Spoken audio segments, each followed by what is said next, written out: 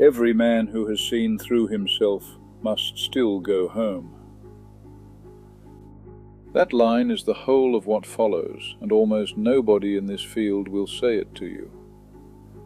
Not because it is secret, because the people selling you the door have never walked back through it, and the people who have came back unable to explain why nothing changed. You know the one. You have had the experience, or stood close enough to feel the draft coming under the door, and then watched your actual life remain exactly, humiliatingly, where it was. That gap has a name. It has documented mechanics. There is a decade-long study, more than 100 interviews, that mapped 59 distinct ways this goes wrong, and not one channel in this niche has ever mentioned it to you. For the next 80 minutes, I am going to take apart both sides of this argument, the people who turned the door into a hobby and the people who told you the door was painted on. Both are lying. Both cost you something real. Stay to the end. The last chapter names the one thing that actually moves a life, and it is not the thing you have spent years chasing. Find somewhere dark. Put your phone face down. It starts at 5:52 in the morning in a room that used to be a nursery. Chapter 1. The man who has been awakening for 9 years, 5:52 in the morning. A man is sitting on a cushion in the corner of a room that used to be a nursery. The cushion is 9 years old. It has a dent in it shaped exactly like him. A shallow bowl worn into the buckwheat, the way a stone step in an old church wears into a curve after 400 years of the same shoes. He has never once had to look for his place. His body finds it in the dark. Above him, the ceiling ticks as the house cools. Somewhere beneath the floorboards, a radiator knocks twice, politely, like a neighbor who does not want to intrude. He is very good at this. I want you to understand that before anything else, because you are already reaching for the version of this story where he is a fraud. He is not a fraud. He is not a tourist. He is not one of the people you have permission to feel superior to. He has read the books, not the airport editions, the difficult ones, the ones with the untranslated terms left in, the ones that take 4 months and leave you angrier than they found you. He has sat 2 10-day silent retreats and 1:30. He can explain the difference between the witness and the witnessed with a precision that has, on 3 separate occasions, embarrassed the person teaching him. And twice in 9 years, it happened. Not a feeling, not a nice meditation. The floor went out. The thing he had been calling himself for 41 years turned out to be a description, and the description came apart in his hands like wet paper. And what was left was not nothing. What was left was enormous, and it was reading the room, and it had never needed him at all. That happened. It was not a metaphor, and it was not a chemical accident. He has never spoken about it in detail to another human being, because the words available make it sound like a bad paperback. And it was not a bad paperback. It was the most real thing that has ever occurred to him. Now, here is the inventory. His wife is asleep upstairs. He has not reached for her in 7 months, and neither of them has said so out loud, which is its own kind of arrangement. His brother has called 4 times since March. He has returned one of those calls, and he returned it on a Tuesday afternoon from a car park, where the conversation could be legitimately cut short. He still uses a particular voice with the man in the parking garage. Thinner, faster, half a degree colder than the voice he uses with anyone who might one day be useful to him. He has noticed this voice. He has noticed it for 6 years. He noticed it again yesterday, from a great and peaceful distance. And then he used it again anyway. 9 years. 2 genuine dissolutions of the self. 31 days of unbroken silence. 11 notebooks. and a life that would be, to anyone watching from outside, entirely unchanged. Here is what I am not going to tell you. I am not going to tell you he did it wrong. He did not do it wrong. I am not going to tell you he needed a better teacher or a purer lineage, or that he was insufficiently sincere, because he was sincere in a way that most people never manage about anything. And it cost him mornings for 9 years.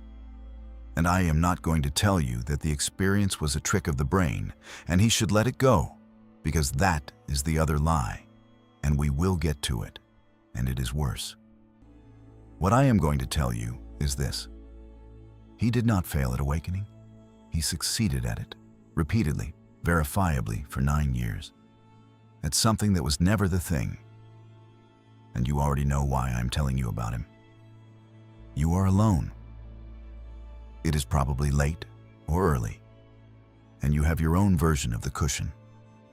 The app with the 1400-day streak, the shelf, the folder of talks, the one weekend in the mountains that you still think about when the traffic is bad.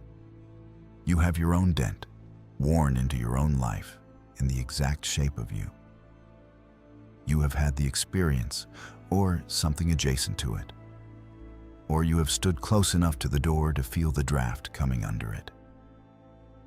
And you have the same inventory. You have the call you have not returned. You have the voice you use with the person who cannot help you. You have the room in your house you walk past. You have spent years becoming a connoisseur of a state you cannot live inside. The experience was real. I will defend that in front of anyone. And it is precisely because it was real that its failure to move a single object in your actual life is not a small disappointment. It is the central wound of your adult existence, and you have never once said it in those words, because saying it would sound ungrateful. Say it anyway. Nobody's listening but me. There is a name for what that man is doing on the cushion. It was given to it in 1984 by someone who spent 30 years in rooms with people exactly like him, and who was in the unusual position of being both a Buddhist teacher and the therapist those same Buddhists came to when the practice stopped working. He had a name for it, and once you have heard it, you will not be able to stop seeing it. In the teachers you follow, in the friends you have quietly stopped enjoying, and in the last 4 things you did that you told yourself were practice. Chapter 2. The hobby that looks like a path. His name was John Wellwood, and he occupied a position almost nobody occupies. He was a serious Buddhist practitioner, and he was a working psychotherapist, which meant he saw the same people from 2 directions at once. He saw them on the cushion, composed, articulate, doing everything correctly. And then he saw them in his consulting room on a Thursday, where they came apart, and where it became obvious that the composure and the coming apart were not 2 separate phenomena. They were the same phenomenon. The people arriving in his office had sophisticated practices, years of them. Some had experiences that would qualify in any tradition on earth as the real thing. And they arrived carrying an impasse, a marriage, a father, a rage, a hunger that the practice would not touch. That the practice, he began to suspect, was specifically designed not to touch. In 1984, he gave it a name: spiritual bypassing. The definition, in his words, was the use of spiritual ideas and practices to sidestep unresolved emotional issues, psychological wounds, and unfinished developmental tasks. That is the polite version. Here is the version that will keep you awake. He called it premature transcendence, the attempt to rise above the raw and unfinished parts of being a person before you have gone down into them and made peace. And then, this is the part that does the damage: the use of absolute truth to dismiss relative human need. Watch how it actually operates, because it does not look like avoidance. That is its entire genius. a woman's mother dies. She is 36 hours into a grief that has not yet found its shape, and someone tells her that death is a doorway, that her mother is not gone but distributed, that on the level of ultimate reality, nothing was ever born and nothing ever dies. Every word of that may be true. That is not the question. The question is what the sentence was for, and the sentence was for making the speaker's discomfort stop. A man is asked directly by the person who shares his bed why he has been cold for 4 months. And he says, gently and with real warmth in his voice, that he has been noticing a lot of ego movement lately, that the small self wants an argument, and that he is choosing not to feed it. He has not answered the question.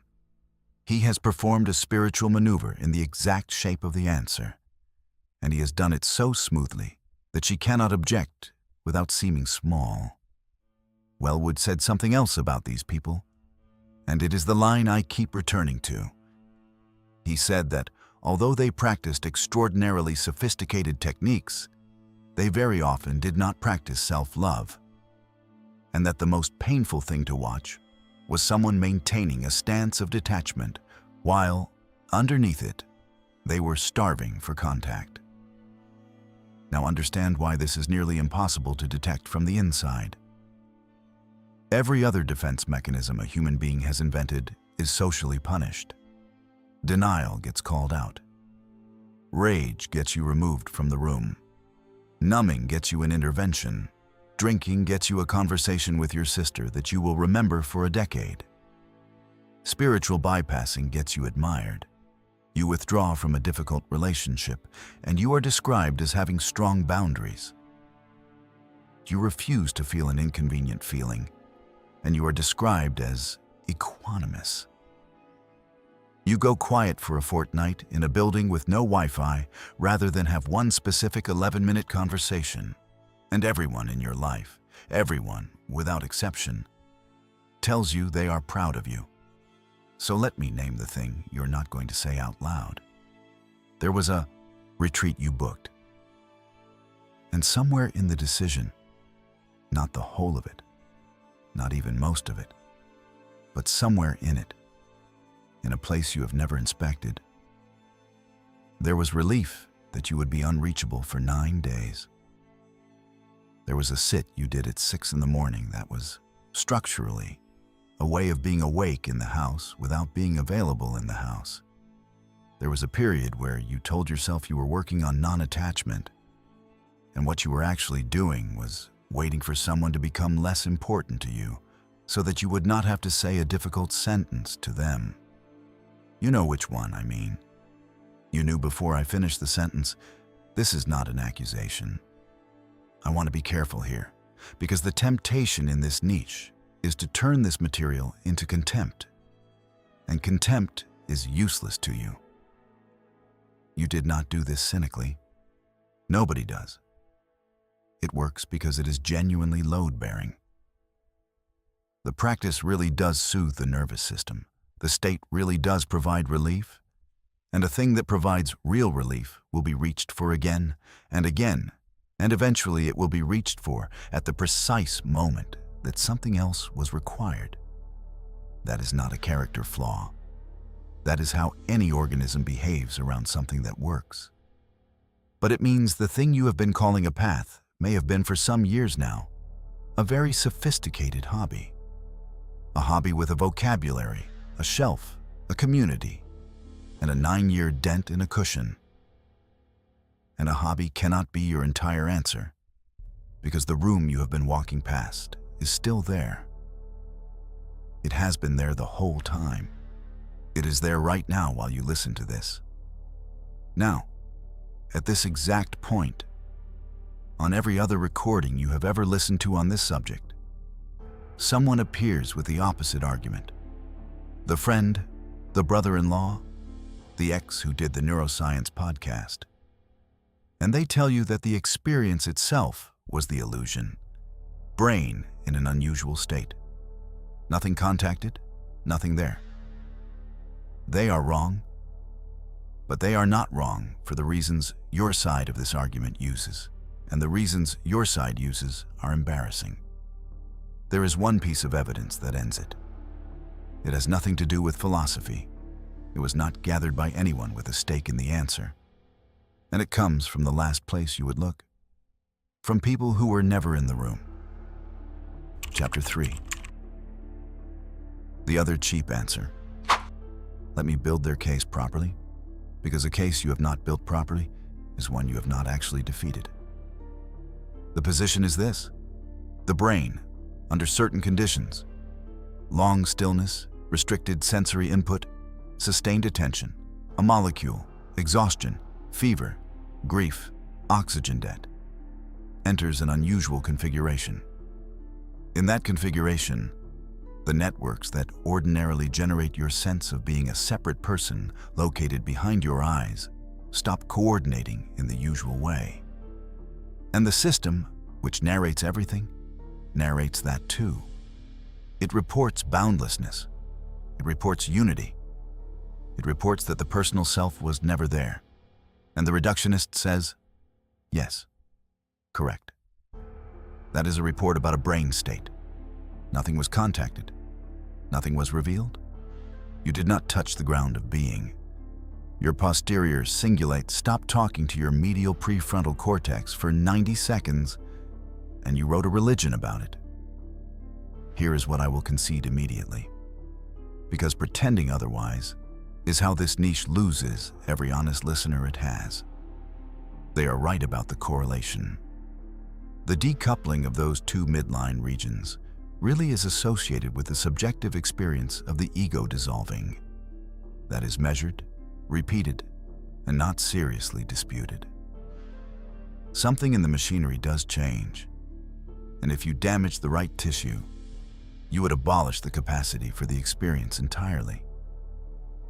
Your side has spent 40 years pretending this is an attack. It is not an attack. It is a description of the doorway. And being told how a door is hinged has never once stopped a door from being a door.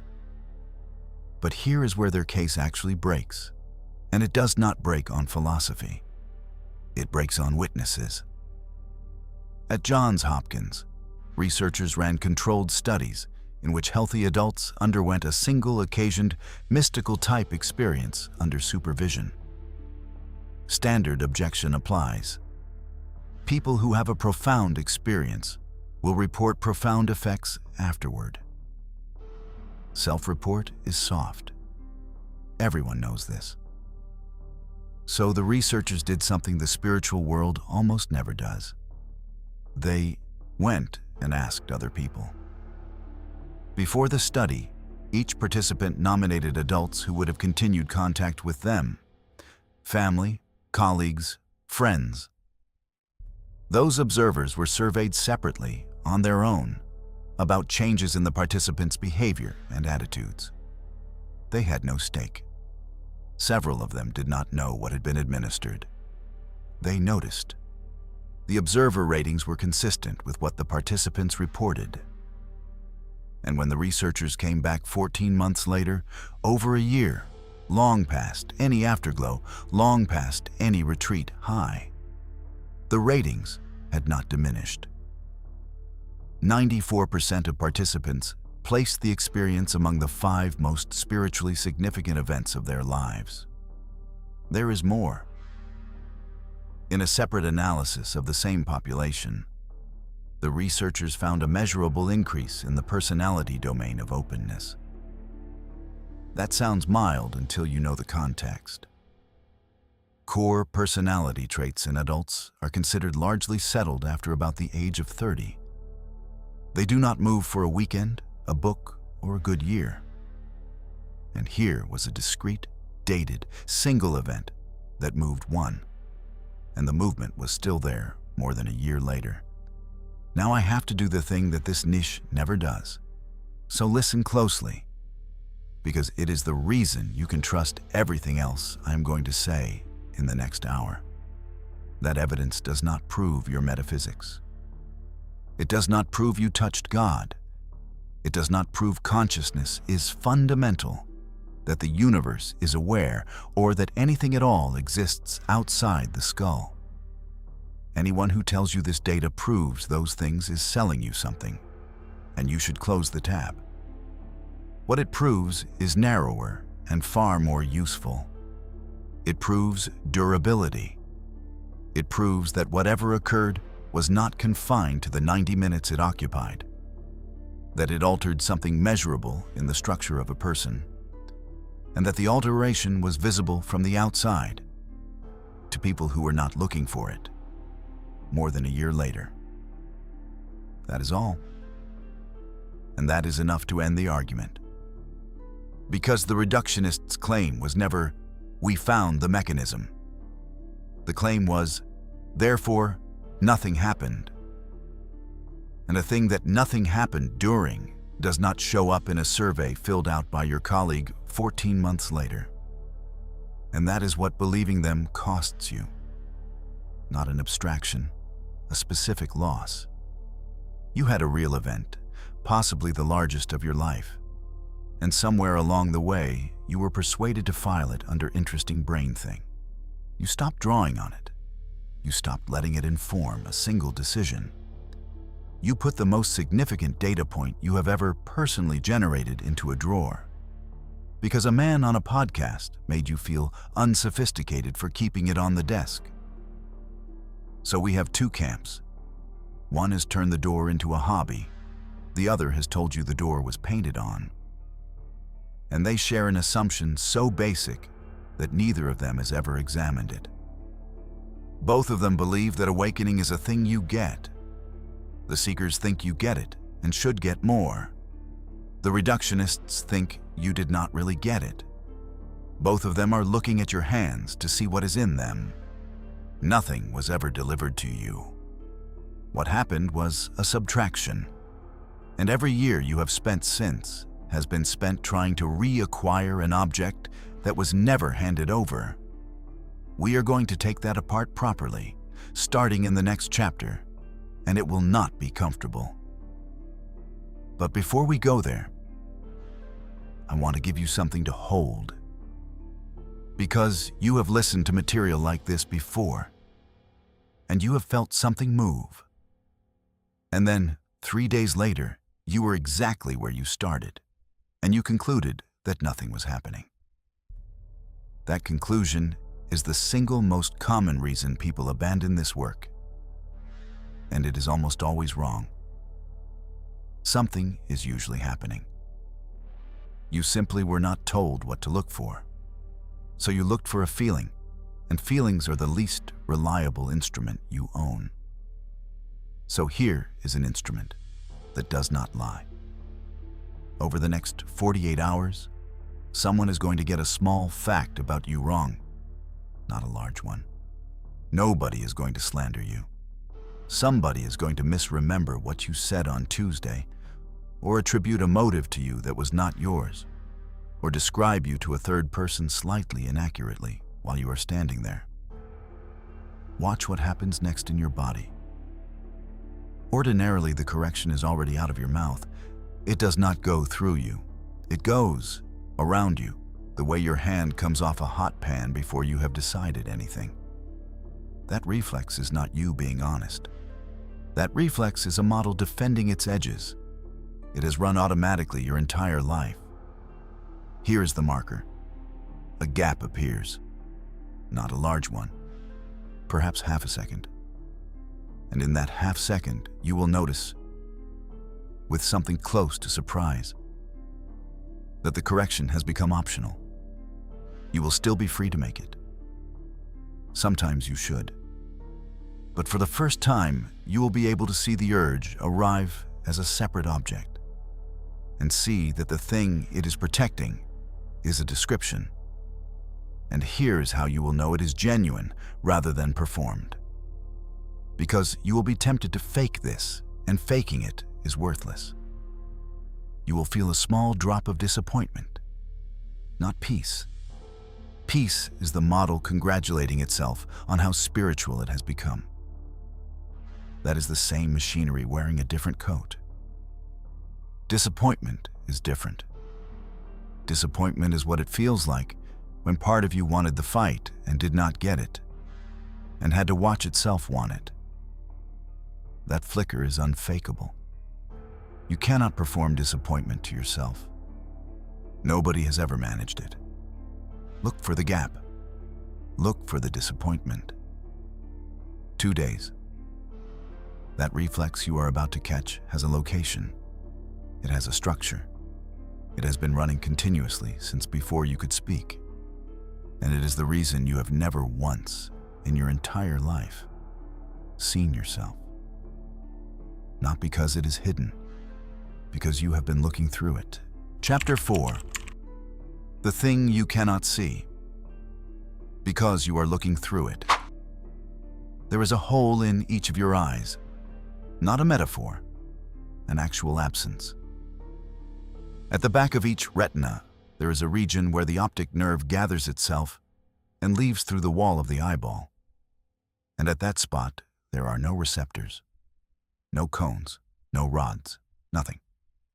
A patch of your visual field roughly the size of a fist, held at arm's length, where light arrives and is not recorded at all. It has been there since before you were born. It is there right now. And you have never seen it. Not once. Not in a moment of stillness. Not in a moment of terror. Not in the small hours when everything else in you came loose. Your entire life, with a hole in the middle of your sight. And you have never once caught it. Because the machinery does not present you with a hole and let you deal with it. The machinery takes the surrounding information and it fills in. It generates plausible content for the missing region and hands you a seamless picture. And the seamlessness is not a courtesy. It is the whole design. A system that showed you its own gaps would be a system you could not act from. So you do not see a wall with a hole in it. You see a wall. Sit with that for a moment, because it is not a trick of vision. It is the operating principle of the entire apparatus. And vision is only where it happens to be easiest to prove. Now, move up one level. The brain has a second problem, older and much larger than the retina. It is riding inside an organism that has to be kept alive. It has to know where the body ends and the floor begins. It has to know which hand is its own. It has to predict what will happen if it reaches, and it has to track whether the reaching worked. It has to hold a continuous account of an animal moving through a world. To do that, it builds a model, not a soul, not a passenger. A working representation of the organism, assembled continuously out of the position of your limbs, the pressure on the underside of your body, the pace of your breathing, the state of your gut, the sound of your own voice returning off the walls, and a running narrative that stitches the last 10 seconds to the next 10, so the whole thing appears to be one thing moving forward. That model has a name in the literature. The philosopher Thomas Metzinger calls it the phenomenal self model, and he says something about it that took him 400 pages to earn, and that I am going to hand you in one line. The model is transparent. Not transparent as in honest. Transparent as in invisible. You do not see the model. You see through it. What reaches you is its content, never the fact that it is content. The system cannot look at the model from the outside and recognize it as a construction. And not because the construction is crude. Because it is total. Here is the ordinary version, so you can feel it rather than agree with it. You are in a room. The window is filthy. 9 months of city dust, a tide line where the rain ran. And you have been sitting there for an hour looking at the street. And if I asked you what you were looking at, you would say a street. You are not looking at glass. The glass was not in your experience. It was the condition of your experience. Then a bird hits it. hard, the flat percussive slap of it. And for half a second, the entire surface leaps into being. The dust, the tide line, the reflection of your own face suspended in the middle of the road outside. Nothing was added to that room. No new object arrived. Something that had been carrying your entire view of the world became briefly visible as the thing carrying it. That is what happened to you. That is the whole event. That is the things you have been trying to describe for years to people who do not have the vocabulary, and that you eventually stopped trying to describe because the available words made it sound smaller than it was. The floor did not go out. A model briefly failed to be transparent. And when it failed, the thing that remained, the thing that was reading the room, that had never needed you, that was enormous and unbothered and old, that was not something you acquired. There was no arrival. There was no visitation. That was what had been running the entire time, underneath, doing the work, while a description of a person sat on top of it taking credit.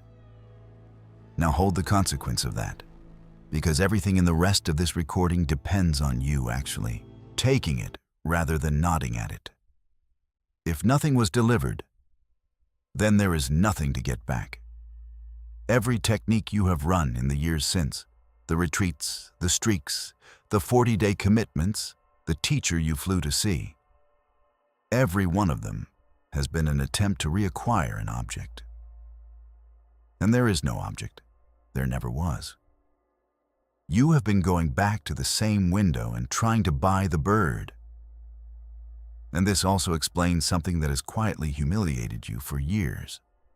Why the state cannot be produced on demand by anyone at any level of attainment, ever.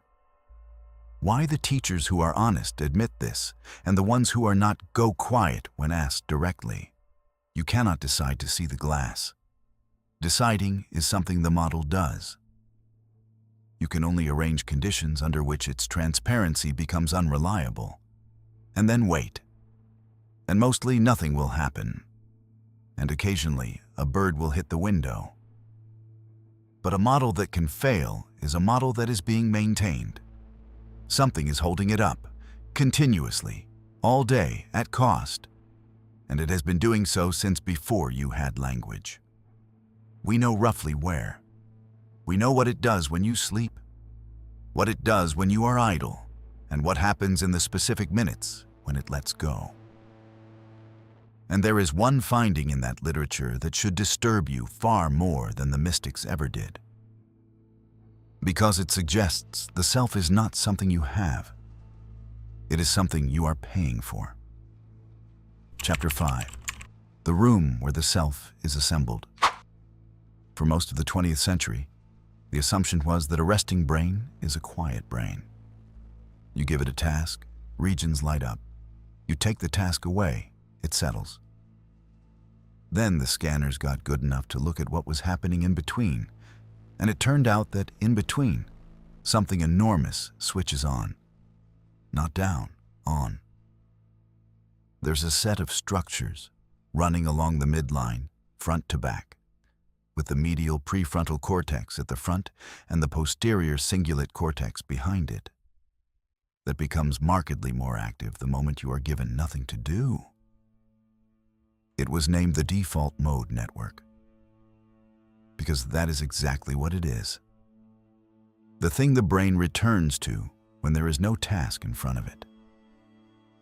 And when researchers went looking at what that network handles, the list was uncomfortably familiar. Autobiographical memory, thinking about the future, thinking about what other people think of you, rehearsing the conversation you should have had, evaluating whether a word describes you, mind wandering, the whole apparatus of a person considering themselves. It is not the seat of the soul. It is not a homunculus. But if you wanted to know where the ongoing labor of being someone in particular is being performed, this is the address. Now the part that matters. inexperienced meditators, activity in that network drops during practice. That has been replicated. And in the studies that produce deliberate ego dissolution under controlled conditions, researchers found something more specific. A decoupling of those two structures, the medial prefrontal cortex and the posterior cingulate cortex, the front and the back of the midline, the two regions most implicated in generating the sense of being a self. And the degree of that decoupling tracked the subjective experience of the ego dissolving. Not correlated with feeling calm, correlated with the specific report that the self was no longer assembled. The framework Robin Carhart Harris built around this is the one worth carrying out of this chapter. His model holds that the default mode network maintains the prior beliefs that constitute the self model. The deep, unexamined, load-bearing assumptions about what you are. Held so firmly, they never present themselves as assumptions. And that certain conditions relax the grip of those priors. Relax. Not remove, not disprove. Relax the grip. Which is precisely what you experienced, described from the outside by someone with no interest in your spiritual life. Now I am going to do something that the people who use this material almost never do. And I want you to notice it happening, because it is the reason you should keep listening to me rather than to them. I am going to tell you what this evidence does not say. It does not say the self is located in those regions. A network being reliably involved in a process is not the same as that network being the process. You can lose an orchestra by cutting the power to the hall, and that does not make the fuse box the music. It does not tell you whether anything exists beyond the tissue. It cannot. The instrument measures blood flow. It has no access to that question, and it never will. And it does not mean your experience was reducible to the picture. The scan showed a correlate. The correlate is real. It is also, categorically, not the thing you went through. In the same way that a seismograph is not an earthquake, and would be a poor thing to show someone whose house came down. I am being this careful for a reason. Half the channels in this category stop here. They put a rotating brain on the screen. They say the words default mode network in a low voice. And they let you believe that a mechanism has been explained, and therefore a technology has been handed to you. It has not. Knowing the address of a building does not give you a key to it. And the number of people who have had a genuine ego dissolution because they learned the phrase posterior cingulate cortex is 0. So here is the only thing I want you to actually take from this chapter. And it is not a fact. It is a shift in the grammar. You have been treating the self as a noun, a thing you have, an object sitting somewhere behind your face that could in principle be removed, transcended, dissolved, or upgraded. It is a verb. It is being done. Right now, while you listen, it is a continuous act of maintenance, running at metabolic cost, assembled fresh out of sensation and memory and prediction, moment after moment. And it has not stopped since you were a small child.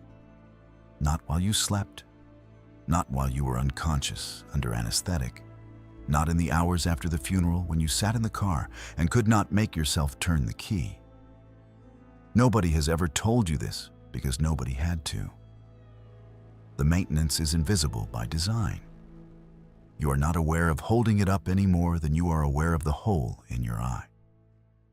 But the moment you understand that it is maintained, a specific and unpleasant question opens underneath you. If it is being held up continuously, and if, twice in 9 years, for a few minutes, the holding stopped, then the honest question was never, how do I make it stop again? The honest question is why it always comes back. Because it does. Every time. For every practitioner in every tradition in recorded history, including the ones on the covers of the books. It reassembles, without exception, and usually within the hour. And what almost nobody will tell you, what took me longer to find than anything else in this material, is that it does not reassemble the way it was. It comes back with something new inside it, something it did not have before. It comes back holding the memory of its own disappearance, and it will defend that memory harder than it has ever defended anything about you. Chapter 6. Why It Doesn't Stick. 9 years ago, on the 11th day of his first long retreat, the model came apart for the first time. He sat with it for the remaining hours. He walked to the dining hall. He ate rice from a metal tray in a room with 40 other people, none of whom he was permitted to speak to. And he was so completely unbothered by his own existence that eating felt like weather, something occurring in the vicinity. By evening, it had begun to close. By the following afternoon, it was gone. And here is the thing that happened next, which he has never counted as an event, and which is the single most consequential moment of the entire 9 years. 3 days later, in a car park, he told someone about it. That is the seam. That is where it goes wrong, and it goes wrong for everyone. And it is not a moral failure. It is the machinery doing precisely what it is built to do. Because the model's function is to maintain a coherent account of one organism moving through time. Anything that happens to that organism becomes material. It has no other way of processing an event. And an event of that magnitude does not get left outside. It gets brought in, cataloged, and made load-bearing. Before the retreat, he was a man with a certain job, a certain marriage, a certain temper. After the car park, he was a man who had seen through the self. And that is a self-description.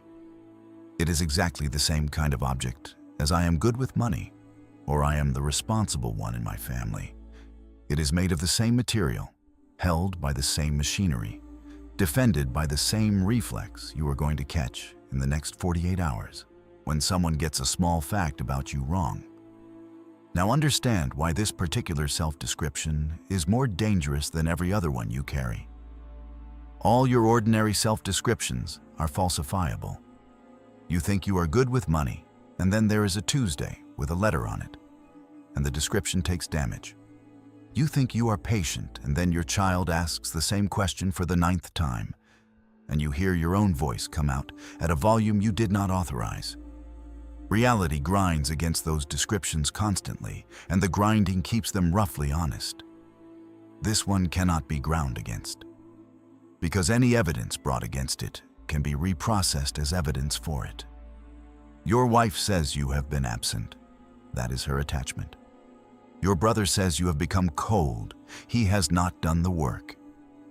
Someone points out that 9 years have produced no observable change in how you treat the man in the parking garage, and the answer arrives smoothly in a calm voice.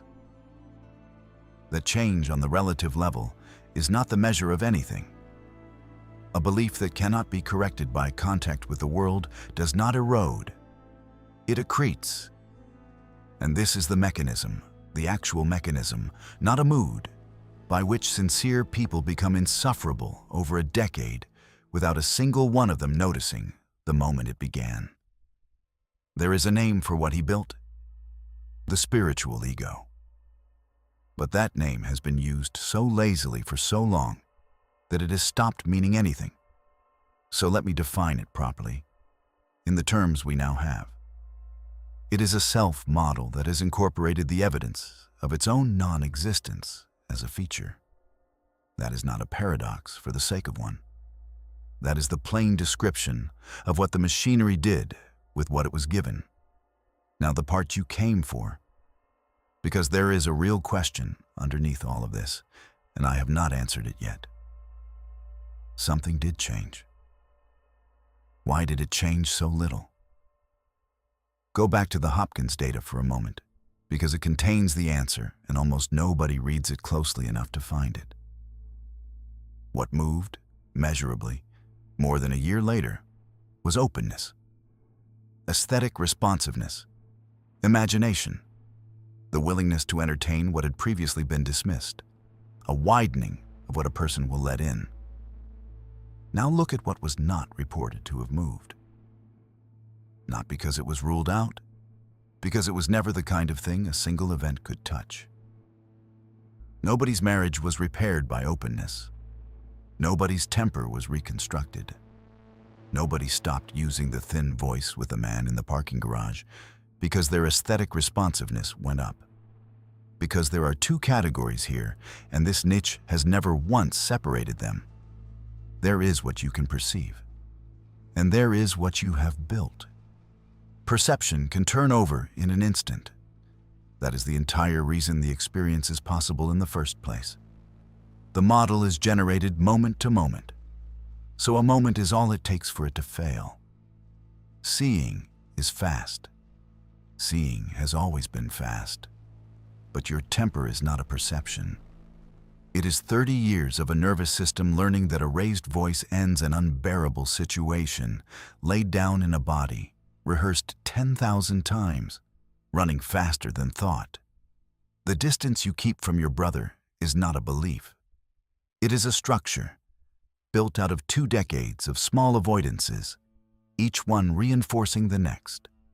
You saw through the self in an afternoon, and you expected the architecture built by that self over 40 years to come down with it. It did not come down. Structures do not care what you have seen. And this is the exact point at which the seeker makes the error that costs them the decade. Because when the life fails to reorganize, there are only 2 conclusions available, and both of them are wrong. The first is, the experience was not deep enough. And so back to the cushion, back to the retreat, back to a longer one, a harder one. A teacher further away, hunting a larger version of an event that was never the mechanism of change to begin with. That is the 9 years. That is the 11 notebooks. That is a man becoming an expert in doorways while standing in a corridor. The second is, therefore it was not real. And that is the drawer we talked about. And the drawer costs you the only genuine data you have ever personally generated about the nature of your own existence. Both conclusions share the same buried assumption. Both of them assume the insight was supposed to do the work. It was not. It was never going to. The insight is not the work. The insight is the permission to do work that was previously invisible to you, because you were inside the thing that had to be worked on. The seeing is not the mechanism of change. The seeing is what makes the mechanism of change findable. And nobody sells that because it does not fit on a retreat brochure, and because the work it points at is slow and unglamorous and involves your brother's phone number. Now, before we go anywhere near that work, there is something I have been holding back for 5 chapters, and it is the reason this recording exists. Everything I have described so far, the model failing, the transparency breaking, the grip on the priors loosening, I have described as an event that happens and then ends. For some people, it does not end. There is a body of research, 10 years in the making, more than 100 long interviews, that nobody in this niche has ever mentioned to you. It found 59 distinct categories of what happens when this goes wrong. Some of the people in it are still in it, and one of them might be you.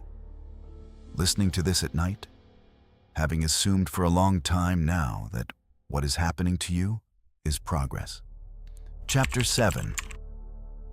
The part they don't put on the retreat brochure. I need to change how I'm speaking to you for the next 10 minutes. Up to now, I have been describing a man who has had too little happen. The seeker who saw the glass, filed it, and built a personality out of the filing. That man's problem is that the experience did not go far enough into his life.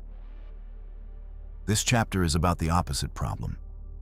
It is about the experience that went too far and did not come back on schedule. And I am going to handle it carefully because statistically, in an audience the size of the one that will eventually hear this, some of you are inside it right now. If that is you, I want you to hear one thing before I say anything else. You are not broken. You are not being punished. And you are not the only one. What is happening to you has been documented, cataloged, and named by serious people.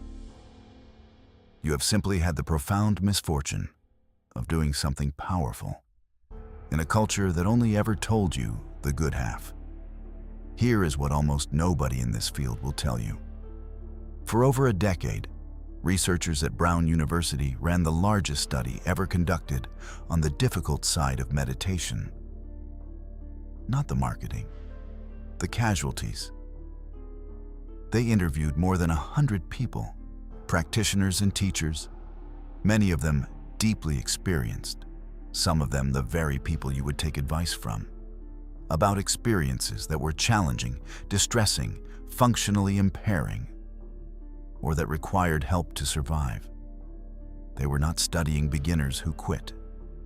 They were studying committed people doing real practice, who walked through a door and could not find their way back out.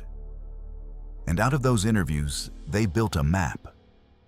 59 distinct categories of meditation-related difficulty. 26 separate factors that determine whether a given experience stays mild and passing or becomes long-lasting and debilitating. 59 categories. Sit with that number. This is not a rare edge case that happens to the reckless. It is a landscape mapped with regions, and someone had to spend 10 years drawing it because the people selling the tickets never did. And in a separate controlled trial, an ordinary 8-week mindfulness program, the kind your employer might offer, the kind with an app and a friendly voice, they measured carefully instead of assuming. 83% of participants reported at least one meditation-related side effect. 58% reported effects with a negative quality, and 37% reported effects that actually impaired their functioning, that made ordinary life harder. That is not a fringe. That is more than a third of an ordinary room, from an ordinary program told to no one in advance. Now I have to be precise about what these difficulties actually are, because this is where it stops being statistics and starts being the thing you may have been living inside. The researchers found that among the most significant were changes to the sense of self, not metaphorically. The same faculty we have spent this whole recording taking apart, the model, the transparent thing you look through, can destabilize and not restabilize. They documented 6 distinct kinds. I am going to name 3 plainly, because if one of them is yours, hearing it named by someone who is not afraid of it may be the first time you stop feeling insane. The loss of the sense of ownership. The thoughts still arrive, but they no longer feel like yours. They feel like weather passing through a space that used to be a person. For a few minutes on a cushion, that can be liberation. For 8 months unbidden in a supermarket, it is something else entirely. The loss of the sense of agency. The body acts, the hands do their work, the mouth speaks, and there is no felt author behind any of it. No one steering. Again, in a peak state described in a book, this is the celebrated dissolution of the doer. Living in it, unable to switch it off, unable to feel yourself decide to pick up your own child, it is a medical-grade crisis that most doctors are not trained to recognize. And the change in the boundary between self and world. The place where you end and the room begins stops being fixed. And it will not go back to where it was. Here is the part that matters most, and the part the niche is least equipped to handle. These states are, in the peak, indistinguishable from the thing everyone is chasing. The loss of the self as the doer, the dissolution of boundaries, the thoughts arising on their own. Read the descriptions the mystics left, and read the descriptions in a clinician's file on depersonalization. And in the acute moment, you cannot always tell them apart. The literature says so directly, and it is the most unsettling sentence in the entire field. The difference is not in the content. The difference is whether it ends. So I am not going to do the thing this niche does. I am not going to tell you the difficult experiences are all just deeper purification, that the dark is part of the light, that if it is falling apart, it means it is working. Sometimes that is true, and sometimes it is the exact sentence that keeps a person meditating themselves further into a hole they needed to climb out of, told to them by someone who mistook a crisis for a stage. The Brown researchers found that too, that whether an experience became debilitating depended heavily on factors around it. Whether there was a teacher who could recognize what was happening, whether the person was told to push through when they should have stopped, whether anyone around them knew the difference between an opening and an injury. That is the actual danger, not the state. The story told about the state by people with no framework for the possibility that this powerful thing might, for this person, on this day, be doing harm. If none of this is you, if your problem is the man from chapter 1, too little rather than too much, then take this chapter as the reason to hold the whole enterprise with more respect than the culture around it does. You have been handling something with real voltage, while everyone told you it was a wellness accessory. It is not a wellness accessory. It can change a person for the better more than almost anything. And it can take a person apart. And the same practice does both. And the only variables are dose, context, preparation, and whether anyone around you can read the signs. And if it is you, if you recognized yourself in the ownership or the agency or the boundary that will not go back, then hear the practical thing, because you need it more than you need the philosophy. This is not a deeper stage to meditate your way through. When the ground has genuinely gone, the answer is not more of what removed the ground.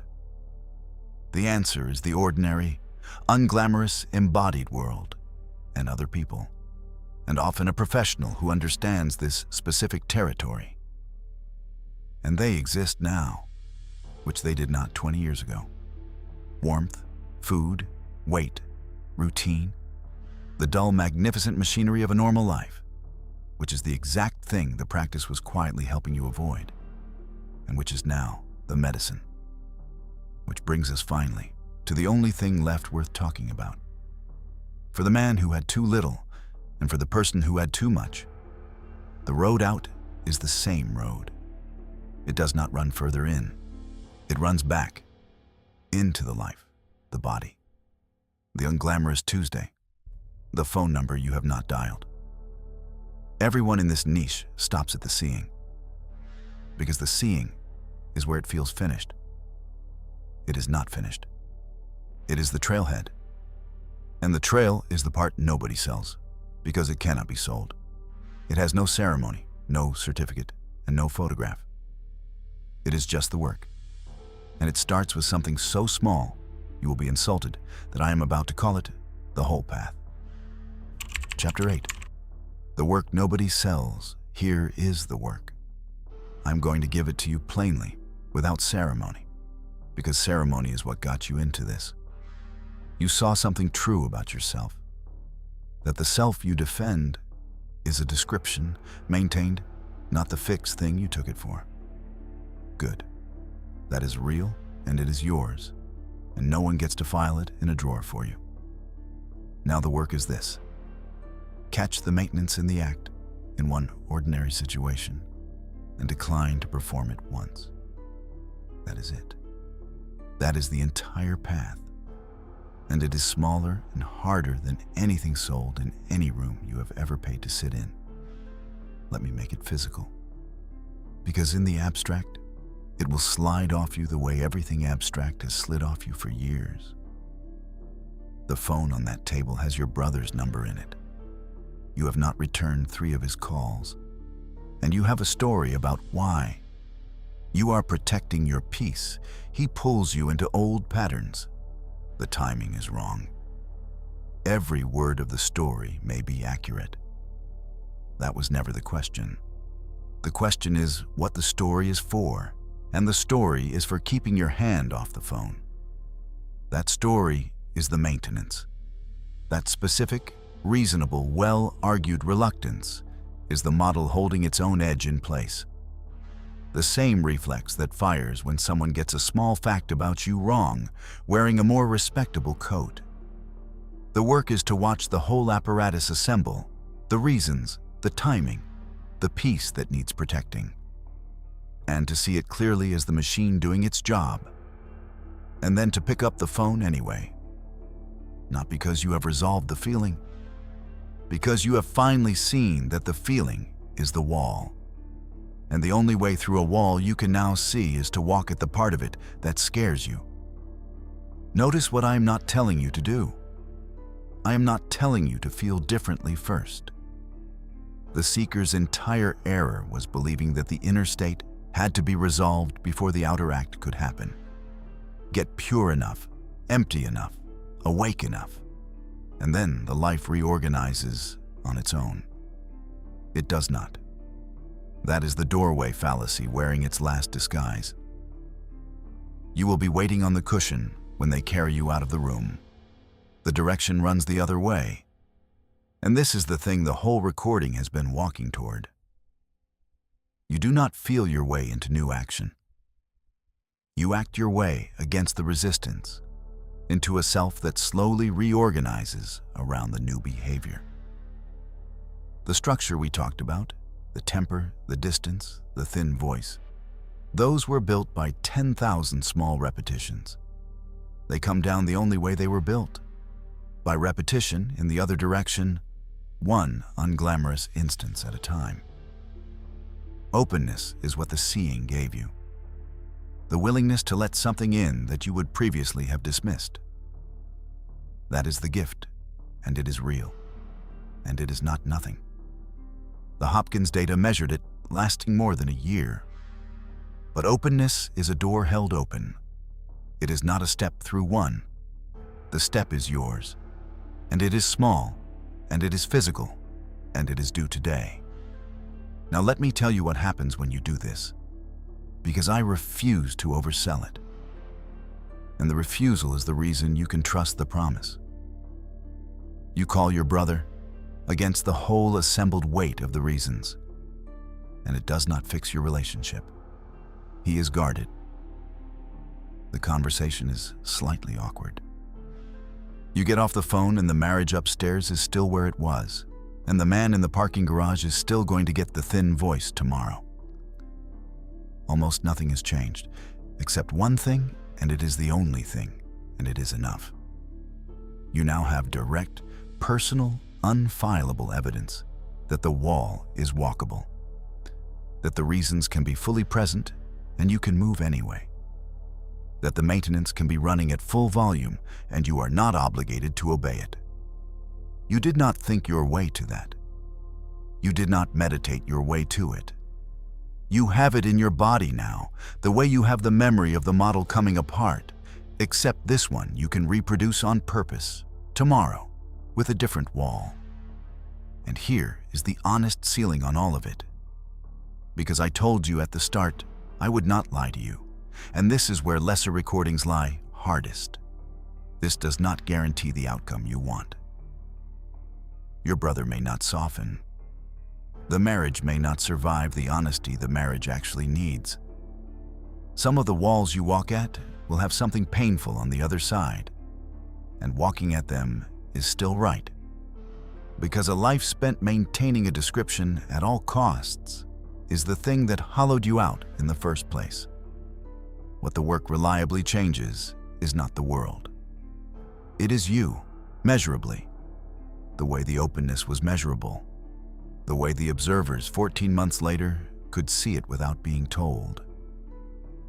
The person doing the work becomes someone who is no longer run by the maintenance. That is real, it is durable, and it is the only thing on offer that is not a lie.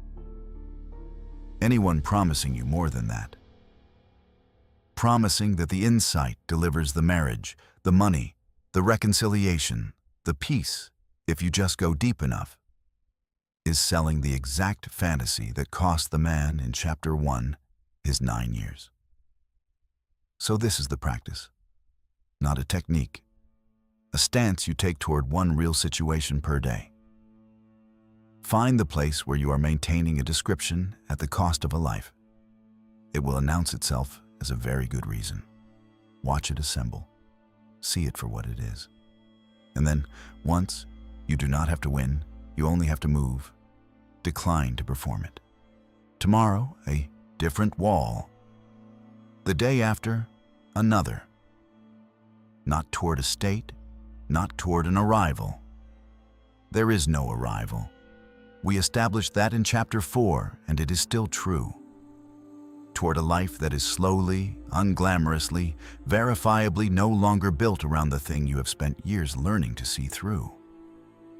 The seeing was never the destination. The seeing was the map lighting up. This, the phone, the wall, the small declined maintenance, the ordinary Tuesday. This is the territory. And the territory is the only place anyone has ever actually lived. There is a man sitting in a room. It is very early. His body has already found the dent in the cushion in the dark. Nothing in his house has changed since the night we met him. The call is still unreturned. The room he walks past is still there. But something is different this morning. And it is not a state. And it is not a feeling. And he could not have manufactured it in 9 years of trying. He is about to do the smallest possible thing. And it is going to be the first real morning of his life. Chapter 9. The return to the ordinary room. 5:52 in the morning, the same hour we started. The man is on the cushion. His body found the dent in the dark, the way it always does. And there is nothing wrong with that. The cushion is not the problem. It was never the problem. He will sit here this morning the way he has sat for 9 years, and the sitting is good, and I am not going to take it from him, and I am not going to take it from you. What has changed is what happens at 6:20, when he stands up. For 9 years, standing up was the end. The practice happened on the cushion, and then he re-entered his life the way you step out of a warm building into cold air. Braced, diminished, waiting to get back inside. The cushion was where the real thing lived, and everything else was the corridor between sessions. This morning, standing up is the beginning, because he understands now, in his body and not just in the 11 notebooks, that the cushion was never the destination and the life was never the corridor. It is the other way around. It has always been the other way around. He walks to the kitchen. The phone is on the table where he left it. His brother's number is in it. 4 missed calls since March. And every reason is still there. The timing is genuinely bad. His brother genuinely does pull him back into old shapes. His peace is genuinely easier to hold when the phone stays face down on the table. None of the reasons have evaporated. That was the fantasy. That awakening would dissolve the reasons. That one day the resistance would simply be gone, and the right action would become effortless and obvious. The resistance is not gone. He has simply stopped believing that its absence was ever the price of admission. He picks up the phone. It is 6:10. His brother will be asleep. He types a message instead, and it is not a good message, and it is not a wise message. and there is nothing in it about presence or acceptance or the nature of mind. It says, "I've been a ghost. I'm sorry. Can I call you tonight?" He puts the phone down. His heart is going faster than the moment deserves. There's no peace in the room. There's no light coming through him. The self did not dissolve. He is entirely, ordinarily here in a cold kitchen, having done one small thing against the whole weight of 9 years of good reasons. And that, not the 2 dissolutions, not the 30 days of silence, not the notebooks. That is the most spiritually significant thing he has done since this began. Because it is the first time the seeing touched the ground. Now I want to speak to you directly, because we are almost out of time together, and I have one thing left to give you. You came to this expecting me to hand you the state, the technique that finally makes it stick, the teaching the others were holding back. And I have spent 80 minutes taking that expectation apart on purpose, because the expectation was the cage. There is nothing to make stick. There is no state to acquire.